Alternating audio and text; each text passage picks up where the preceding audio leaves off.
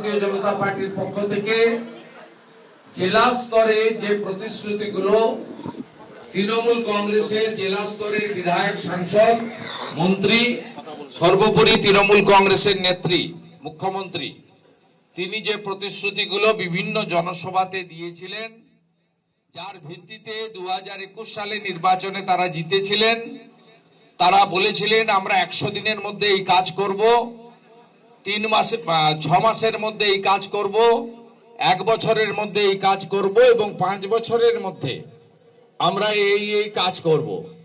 সেই কাজ করার ক্ষেত্রে শিক্ষা ব্যবস্থা, স্বাস্থ্য ব্যবস্থা, সেতু, রাস্তা নির্মাণ, কৃষকদের জন্য, বেকারদের জন্য, মৎস্যজীবীদের জন্য, নারীদের জন্য এবং বিশেষ করে সামগ্রিকভাবে এলাকার উন্নয়নের জন্য পরিকাঠামোগত উন্নয়ন সহ পরিষেবাগত কি তারা করার কথা বলেছিলেন এবং কিভাবে প্রতিশ্রুতি ভঙ্গ করেছেন, জেলা ভিত্তিক ভারতীয় জনতা পার্টির পক্ষ থেকে চার্জশিট প্রকাশ করা হচ্ছে।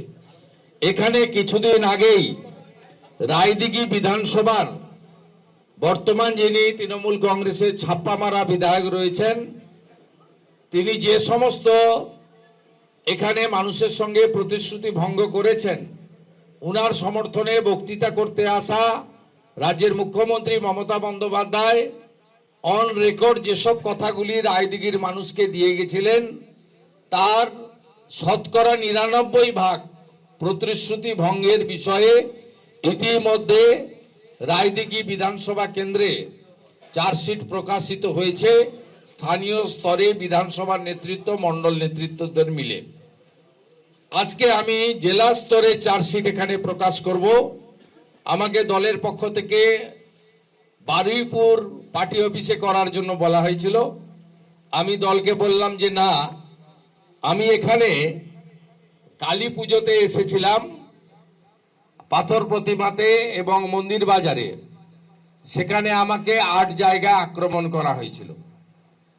এখানে মা কালীকে প্রিজন ভ্যানে তোলা হয়েছিল কাকদ্বীপের সূর্যনগরে, এবং এখানে আপনারা জানেন মন্দির বাজারে জগদ্ধাত্রী মাকে, সেই মূর্তিকে ভাঙা হয় এবং এখানেই কুলপিতে বজরংবলীর মূর্তি এবং তার মাথা এই দুষ্কৃতকারীরা, জিহাদিরা তারা মুণ্ডচ্ছেদ করে।